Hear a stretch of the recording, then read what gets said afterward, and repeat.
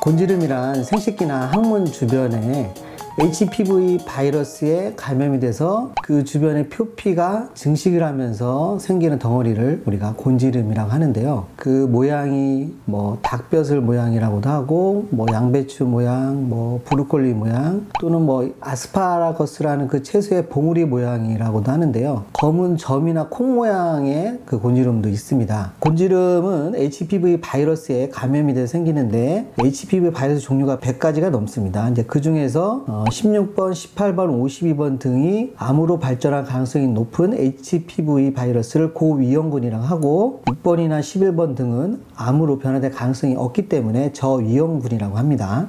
곤지름이 재발이 잘 되는 이유에 대해서 알아보도록 할게요. 곤지름이 처음 생겼을 경우에 일반적으로 이 시술을 통해서 제거를 하게 되는데요. 제거한 후에 재발되는 경우가 많이 있습니다. 그 이유는 곤지름이 생겼다는 자체가 HPV 바이러스에 감염된 사람 중에서 주로 면역이 약한 사람들이 곤지름 증상이 생기고 건강한 사람은 감염되더라도 증상이 나타나지 않습니다. 단지 제거만 하고 면역 기능이 회복되지 않으면 바이러스가 여전히 존재하기 때문에 재발률이 높을 수밖에 없습니다. 제거할 때 곤지름을 모두 제거하지 못하는 경우에도 재발하는 경우가 있습니다. 어떤 사람은 제거를 한 번만 해도 더 이상 재발을 하지 않는 사람도 있고 어떤 사람은 수차례 계속 재발하는 경우가 있는데요. 이렇게 차이가 있는 것은 개인별로 면역 차이에 따라 재발률도 비례한다고 볼 수 있습니다. 그래서 면역 기능이 좋은 분들은 간단하게 제거 시술을 해도 되지만 만약에 지속적으로 재발한다면 내가 면역 기능이 많이 떨어져 있다는 반증이므로 제거하는 시술과 병행하여 면역 치료를 꼭 하는 게 좋습니다. 곤지름은 보통 90% 정도는 성관계로 전염되는 성매개 감염 질환입니다. 공기 중에 전염되는 건 아니고 직접 접촉에 의한 감염인데 미세하게 상처가 나는 접촉에서 전염이 잘 됩니다. 그런데 이제 90%가 성관계로 감염이 되지만 나머지 10%가 있어요. 이거는 성관계가 아니더라도 옷을 탈의한 상황에서 매개체를 통해 타인과 간접적으로 접촉되는 상황일 경우에는 전염되는 경우가 간혹 있습니다. 예를 들어서 목욕탕이나 또는 헬스장, 수영장 이런 데서 곤지름 바이러스에 감염된 사람이 사용한 타올이나 비누 등을 바로 사용하면서 미세한 상처가 나는 경우에는 옮을 수 있습니다.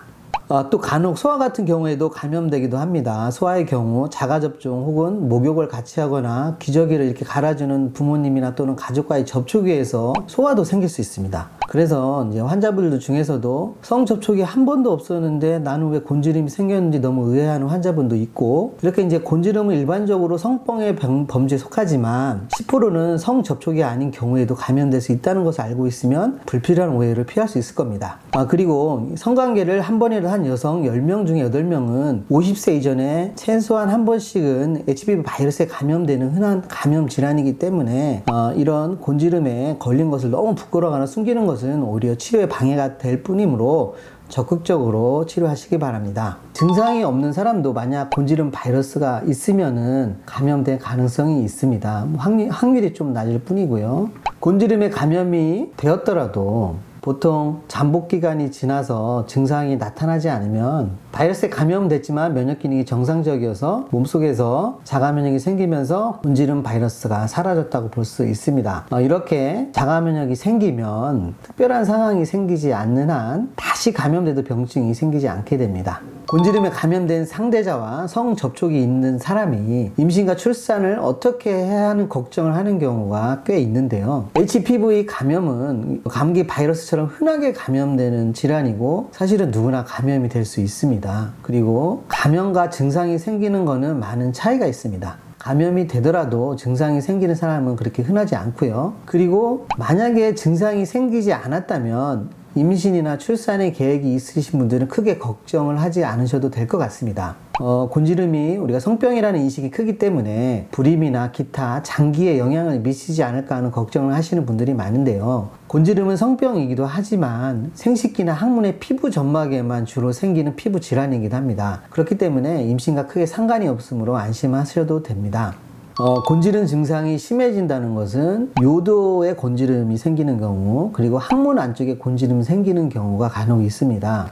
요도 안쪽이나 항문 안쪽, 직장 쪽에 곤지름이 생기면은 제거하기가 쉽지 않은데요. 예를 들어서 요도 입구에 빨간 살이 하나 더 붙어 있는 느낌이라든가, 그래서 이제 약간의 가려움증이 있고, 소변을 볼 때 소변 줄기가 갈라지고 피가 묻어 나온다면은 요도 곤지름을 의심을 해봐야 합니다. 요도 안쪽이나 드물긴 하지만 방광에까지 생길 수 있기 때문에 우리가 이제 골반이나 하반신 마취 후 시술해야 되는 어려움이 있어서 심해지기 전에 곤지름을 바로 치료해야 됩니다.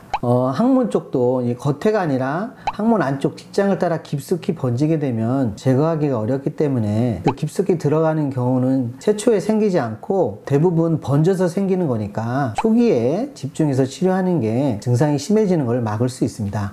나한테 이 생식기에 뭐가 있는데 이게 곤지름인지 아닌지 구별할 수 있는 거에 대해서 한번 알아보도록 하겠습니다. 곤지름과 유사 질환이 헤르페스, 징주, 양구진, 곤지름이 있는데요. 첫 번째로 우리가 생식기와 항문 주변에 여러 개의 크고 작은 동그랗게 또는 이게 납작하게 붙어있는 느낌의 돌기가 나타나면 곤지름이 거의 맞습니다. 색깔은 살색이나 붉은색, 검은색 등이 있고요. 작은 거는 씨앗만한 것도 있고 큰 거는 콩알만하고, 아무튼 생식기에 뭐가 났다고 하면은 곤지름 확률이 매우 높아요. 그런데 만약에 생식기에 뭐가 났는데 그 중에서 만약에 수포가 생긴다면 이건 대부분 헤르페스라고 보시면 됩니다. 헤르페스는 통증과 가려움, 또 그 부위에 발열 증상이 있기 때문에 곤지름 이런 자각 증상이 없어서 두 병의 구별이 쉽게 가능합니다. 그리고 진주종성 구진 또는 진주양 구진이라고 이런 게 있는데요. 이거는 주로 이제 남성들의 귀두 테두리 쪽으로 흰색의 좁쌀만한 게 여러 개 생기는 겁니다. 색깔과 모양이 곤지름과 다르기 때문에 눈으로 구별이 가능하며, 보통 남성들의 40% 정도가 이런 증상이 있고 어떤 자각 증상도 없기 때문에 그래서 질병이 아니므로 신경 안 쓰셔도 되고 치료 안 해도 상관은 없습니다.